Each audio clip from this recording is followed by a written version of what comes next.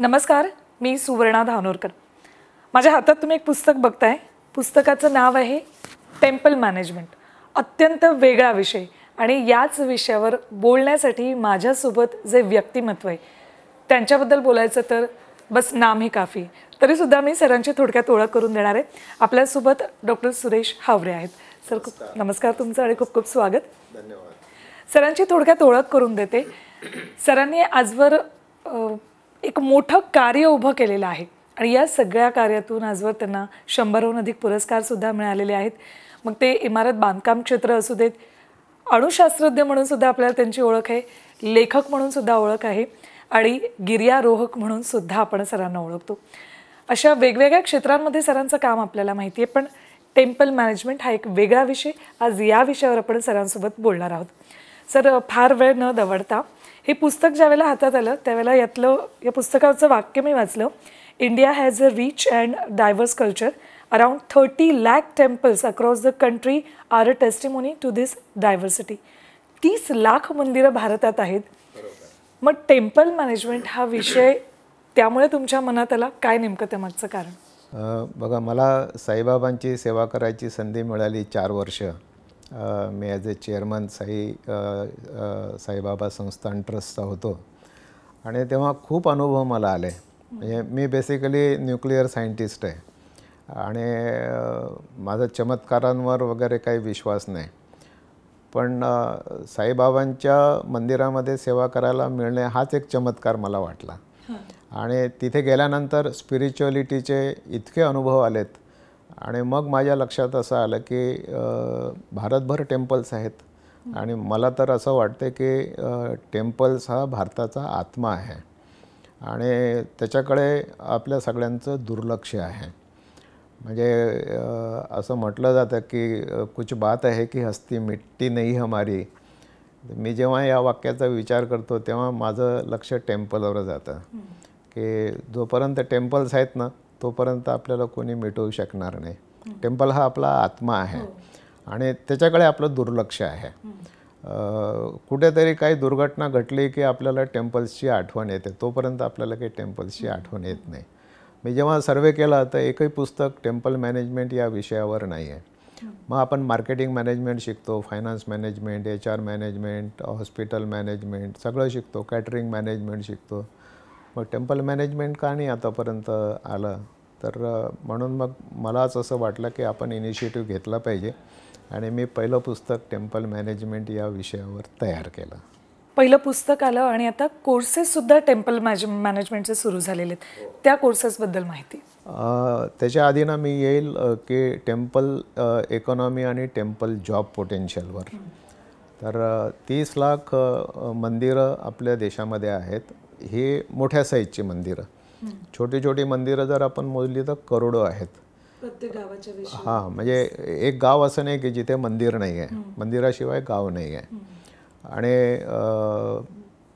Employment potential किती आहे तर एका मंदिरामध्ये 10 माणसं जरी एम्प्लॉय झाले तरी 3 कोटी एम्प्लॉयमेंट पोटेन्शियल या मंदिरांचं आहे। शिर्डीला 5000 एम्प्लॉईज आहेत, तिरुपतीला 15000 एम्प्लॉईज आहेत। तुम्ही त्या वैष्णोदेवीला घ्या, बाकी सगळ्या टेम्पल्समध्ये घ्या, अशा हजारोच्या संख्येने एम्प्लॉईज आहेत आणि हे डायरेक्ट एम्प्लॉईज 3 कोटीपर्यंत होऊ शकतात।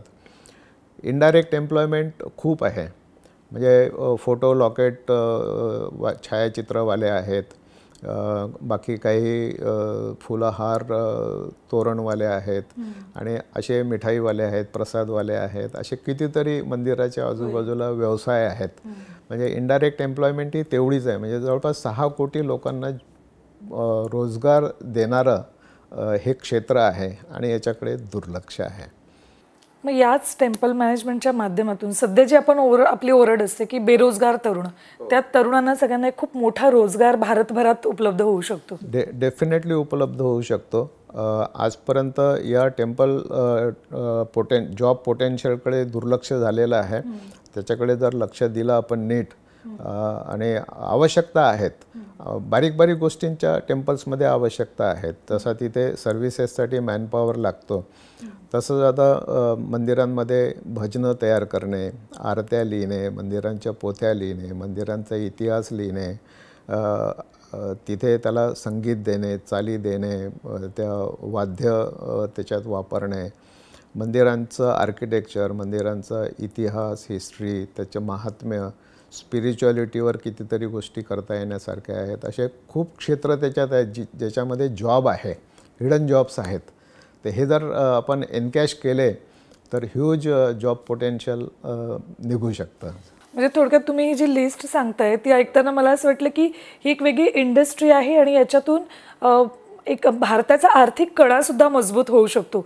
जसं मंदिरं म्हटलं की सोनं आलंच त्या देवतेचं, देवीचं, हा एक मुद्दा सुद्धा तितकाच महत्त्वाचा आहे. डेफिनेटली. म्हणजे मी जेव्हा टेम्पल इकॉनॉमी हा विषय अभ्यास करत होतो तर तेव्हा सगळ्या मंदिरांमध्ये असणारी संपत्ती त्याचा अंदाज मी घेतला. शिर्डीला जर विचार केला, मी शिर्डीला होतो म्हणून मला तिथली माहिती अधिक आहे. 2500 कोटीची FD शिर्डी संस्थांची आहे, 6000 कोटीची FD तिरुपतीची आहे. अशा प्रत्येक मंदिरांच्या आहेत. 400 किलो सोनं शिर्डीमध्ये आहे, 4000 किलो सोनं तिरुपतीमध्ये आहे. असं प्रत्येक मंदिरात. आणि पद्मनाभ मंदिर तुम्ही जर विचार केला तर 4000 टन सोनं तर तिथेच आहे. म्हणजे सगळ्या भारतभरचे टेम्पल्स 8000 टन सोनं भारतामध्ये आहे. आणि याची इकॉनॉमी किती मोठी आहे तर $3 ट्रिलियन एवढी मोठी इकॉनॉमी आहे. आपला देश थर्ड इकॉनॉमी होण्याच्या प्रयत्नात आहे. आणि मला असं वाटतं की ही टेम्पल इकॉनॉमी जर एनकॅश केली आणि ऑर्गनाईज केली, रेग्युलराईज केली तर म्हणजे थर्ड इकॉनॉमी व्हायला वेळ जास्त लागणार नाही. थोडक्यात केंद्र सरकारने सुद्धा या विषयावर गांभीर्यानं लक्ष देणं तितकंच गरजेचं. कारण अगदी मोजकी मंदिरं आपण देशातली बघू की जी सतत चर्चेत असतात, तिथे मोठ्या प्रमाणात रोजगारसुद्धा उपलब्ध झाला आहे. पण बाकी जी छोटी छोटी मंदिरं आहेत जी फक्त त्या राज्यापुरती किंवा त्या जिल्ह्यापुरती मर्यादित आहेत, तर तसं न होता ती केंद्रानं त्याच्याकडे लक्ष दिलं तर खूप फायदा होऊ शकतो. आपला डेफिनेटली फायदा होतो, देशासाठी फायदा होईल. आपलं संबंध जीवन बघा ना तुम्ही, म्हणजे हे सगळं उत्सव प्रिय आहे आणि उत्सवांभोवती फिरणारं आहे. मग त्याच्यातून रक्षाबंधन असेल, दिवाळी असेल, होळी असेल, दसरा असेल, नवरात्री असतील, हे सगळे उत्सव जे आहेत यांची इकॉनॉमीचा साईज बघा तुम्ही. नुसतं राखी पौर्णिमा, एक दिवस राखी बांधणे, 1,00,000 कोटी रुपये एवढी इकॉनॉमी त्या रक्षाबंधन उत्सवामध्ये फिरते. दिवाळीचा उत्सव 5 दिवस चालतो, पण 5,00,000 कोटी रुपयाचा व्यवहार संबंध देशभर त्या दिवाळीच्या उत्सवामध्ये होतो. म्हणजे मंदिर आणि उत्सव ह्या दोन्हीमध्ये आपलं जनजीवन हे गुंतलेलं आहे आणि इकॉनॉमी गुंतलेली आहे. ही जर आपण रेग्युलराईज केली, एनकॅश केली तर मला असं वाटतं की ही लार्जेस्ट इकॉनॉमी याच्यातून मिळेल. आता आपण कोर्सेसबद्दल बोललेलो आहे, तर 2 गोष्टी फक्त मी सांगू इच्छितो की मंदिरांची व्यवस्थापन खूप चांगलं आहे. म्हणजे नावाजलेली मंदिरं, खूप मोठमोठी मंदिरं अशी आहेत, नाव ठेवण्याला जागा नाही, पण तरी 2 गोष्टींचा अभाव अनेक ठिकाणी आपल्याला दिसतो. तो म्हणजे they are not organised and they are not disciplined. म्हणजे ऑर्गनाइज्ड आणि डिसिप्लिन स्वरूप मंदिरांना जर आणायचं असेल तर तिथे प्रोफेशनली ट्रेंड मॅनपॉवर आपल्याला टाकायला लागेल. आणि मी जेव्हा विचार केला टेम्पल मॅनेजमेंटचा, तर सायंटिफिक प्रिन्सिपल्स ऑफ मॅनेजमेंट जे आहेत, तर मेन मशीन, मटेरियल, मार्केट आणि मनी, हे सगळे प्रिन्सिपल्स टेम्पल्सला लागू होतात. मग तिथे ह्यूज इकॉनॉमी आहे. कोणी काही मंदिरासाठी पैसे मागायला जात नाही, पण मंदिरात आपसुकच श्रद्धेने माणूस देणगी देतो आणि या देणगीचं व्यवस्थापन करणे, लाखो करोडो रुपये तिथे येतात. ट्रान्सपरन्सी तिथे ठेवणे, त्याचा भक्तांच्या सेवेसाठीच त्याचा वापर होणे, ह्या सगळ्या गोष्टी मॅनेजमेंटच्या आहेत आणि इथे ह्यूज मॅनेजमेंट त्याच्यामध्ये इन्व्हॉल्ड आहे. आत्ता आपण तुम्ही काय नेमकं या कोर्सेसमध्ये असेल त्याबद्दल सांगत होतात. तर एक मुद्दा असाही असतो की काही जणांना शॉर्ट टर्म कोर्सेस हवे असतात, काहीतरी एक शिक्षण सुरू असतं आणि त्याच्या जोडीला हे पण आवड आहे म्हणून करायची, तर तशी सुद्धा सोय याच्यात आहे टेम्पल मॅनेजमेंट कोर्समध्ये? हो, म्हणजे एक टेम्पल मॅनेजमेंट ग्रुप आम्ही काही लोकांनी फॉर्म केला होता 2 वर्षापूर्वी. 10 एक लोक त्याच्यामध्ये होते, युनिव्हर्सिटीचे व्हाईस चान्सलर्सही होते आणि सगळ्यांनी मिळून एक कोर्स डिझाईन केला. तर 3 कोर्सेस त्याच्यामध्ये डिझाईन झाले. एक 6 महिन्याचा सर्टिफिकेट कोर्स, 12 महिन्याचा डिप्लोमा कोर्स आणि 2 वर्षाचा डिग्री कोर्स, म्हणजे MBA इन टेम्पल मॅनेजमेंट असं शिक्षणाची ही एक पद्धती याच्यामध्ये विकसित झालेली आहे.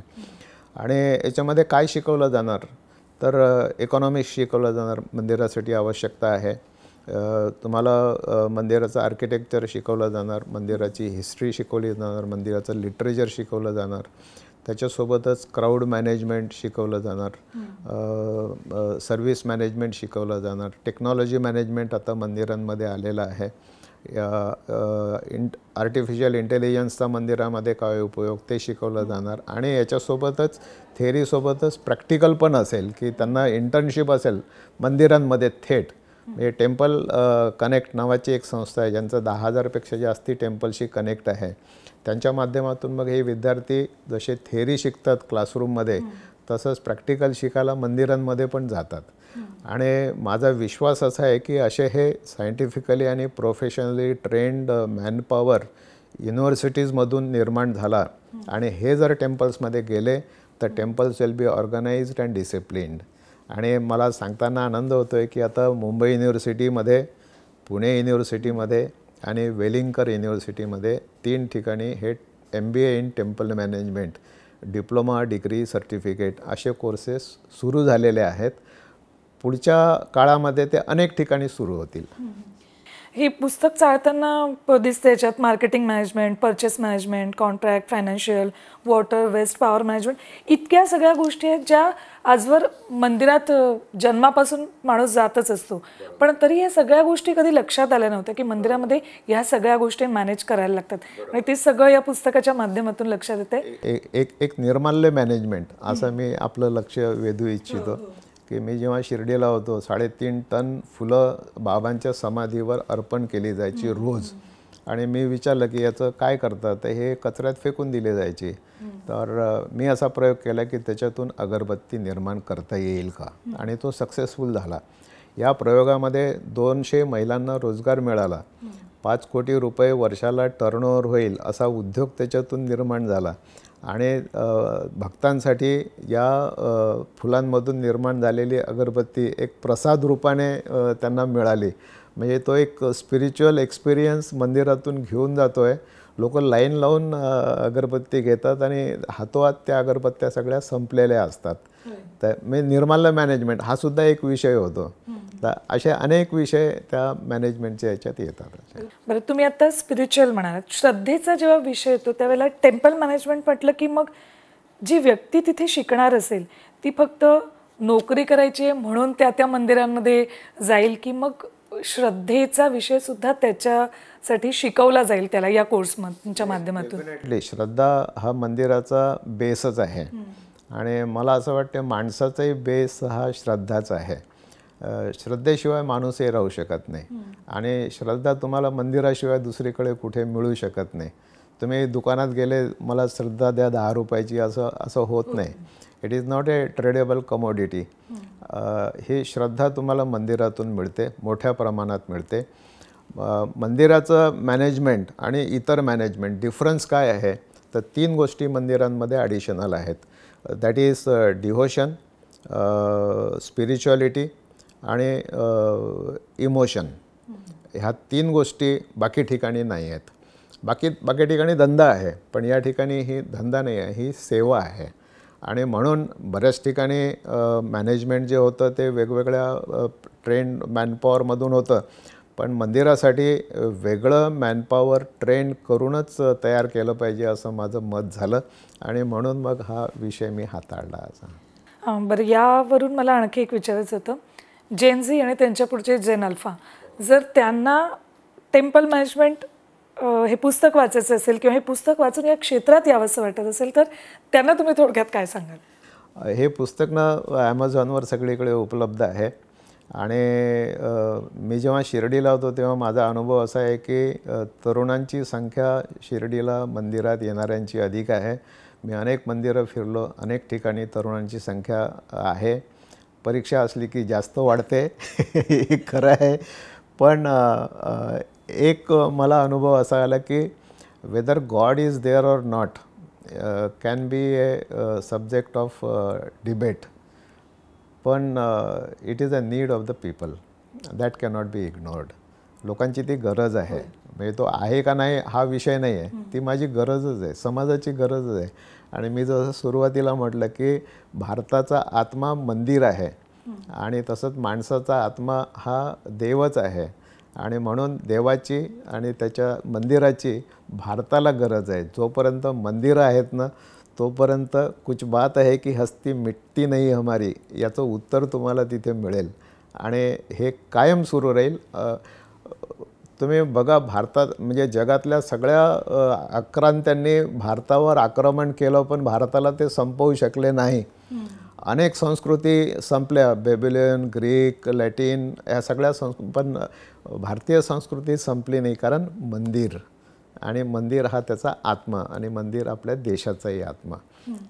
तर या आणि एक आणखी क्राऊड मॅनेजमेंट हा विषय इम्पॉर्टंट आहे, तो ज्याच्यामध्ये शिकवला जातो. मी जेव्हा याचा अभ्यास केला ना तर मला असं जाणवलं की चेंगराचेंगरीचे प्रकरणं जे देशभरात होतात ते जवळपास 3000 घटना ह्या देशभरात होतात. म्हणजे एक नॅशनल क्राईम रेकॉर्ड ब्युरो नावाची संस्था आहे, त्या संस्थेने हे नोंद केलेली आहेत आणि याच्यापैकी 71% घटना मंदिरांमध्ये होतात. म्हणजे 2000 घटना ह्या मंदिरांमध्ये चेंगराचेंगरीच्या भारतभरात एका वर्षात होतात. एव्हरी अल्टरनेट डे एक चेंगराचेंगरीची घटना होते आणि याला क्राऊड मॅनेजमेंट हे शिकण्याशिवाय पर्याय नाही आणि म्हणून हा कोर्स महत्त्वाचा आहे. थोडक्यात या कोर्सच्या माध्यमातून मंदिरांमध्ये जी गर्दी जाते त्यांनाही शिस्त लागेल आणि एकंदरीतच मंदिरांमधून जो रोजगार उपलब्ध होतोय त्याला शिस्त लागेल आणि सगळ्यात महत्त्वाचं म्हणजे भारताचा आत्मा आहे मंदिर, त्यामुळे आर्थिक कणासुद्धा मजबूत व्हायला तेवढीच मदत होईल. सर, खूप वेगळा विषय आहे हा आणि मला वाटतं जे जेनझी जेन अल्फा आत्ताचा हा इंटरव्ह्यू बघत असेल तर निश्चित त्यांनासुद्धा हा वेगळा विषय इंटरेस्टिंग वाटेल आणि यात करिअर करण्याचा सुद्धा ते विचार करतील. डेफिनेटली याच्यात करिअर आहे आणि आनंद देणारं करिअर आहे, ज्याच्यामध्ये तुम्हाला एक सॅटिस्फॅक्शन वेगळं मिळेल. मी जेव्हा मंदिरात होतो ना एक मला प्रश्न पडला की what is the main job of the temple, आणि माझ्या असं लक्षात आलं की to give a peaceful and pleasant satisfactory darshan experience to the devotee, हेच मंदिराचं काम आहे. त्याला एक आनंददायी दर्शनाचा अनुभव देणे, हे जर केलं तर सगळ्या मंदिरांचं काम झालं. असं पुस्तकावर लिहिलंय, a scientific and professional outlook for the betterment of service to the devotees. याच मुद्द्यावर हा इंटरव्ह्यू इथेच थांबूयात. सर, खूप खूप धन्यवाद इथे आलात त्याबद्दल. धन्यवाद. नमस्कार.